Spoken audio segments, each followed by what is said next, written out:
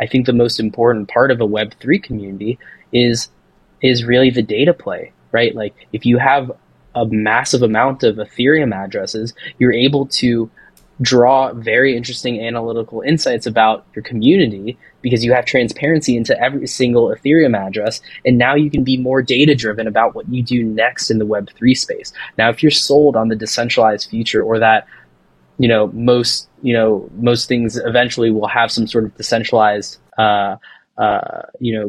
component to it, then having a Web3 community and starting to build it now is going to be important for that future. And having, as many of your NFTs out there will allow you to see what your community is doing. You can see things like 20% of your community is also building on Sandbox. So go build a Sandbox property or go perform a Sandbox show. Really allowing artists to be data driven about what they do next, i.e. helping them make better decisions, i.e. helping them make more money because they're being more data driven about what they're doing. Yeah. Wow. I really like that point you bring up around being data driven. A lot of the current data points that artists get through streaming platforms right now is pretty limited. You see the number of streams and the number of unique listeners and maybe like major cities where they're coming from. But the ability to tap in to the analytics of people's on-chain identities is really fascinating to give you an idea of how you can build your career and make really educated decisions. There's probably a flip side of that though, where fans, not creators, are listening to this and say, whoa, now it feels like all my data is being given up just in almost the same vein as Facebook and Google are perceived. Do you think it's different than that? Maybe in my mind it feels a little different because it's data being used not to extract value. It's data being used to give the artist an idea of how they can better connect with their fan. But tell me if I'm wrong there.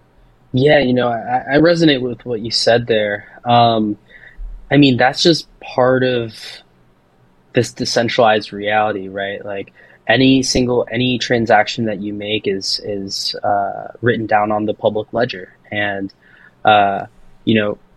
having it written down in the public ledger has a list of reasons why it's a very beneficial thing.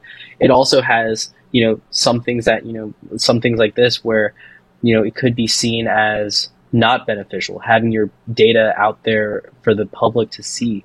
You as an artist can go as far as to say seeing how much Ethereum your community on average has in their wallet.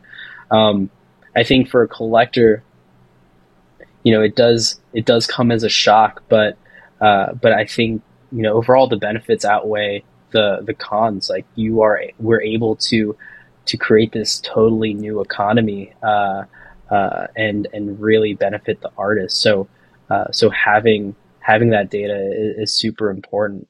And then, at the end of the day, if you don't want, that data to be, if you want to, not have that data seen, you can create another wallet, right? Like nothing's stopping you from creating another wallet and running a totally different identity, which is what we see on Twitter, right? Like people have, pseudonymous identities, and that's totally fine, right? Like you can interact in however you want to interact and say that, you're doing all of your transactions under a pseudonymous identity.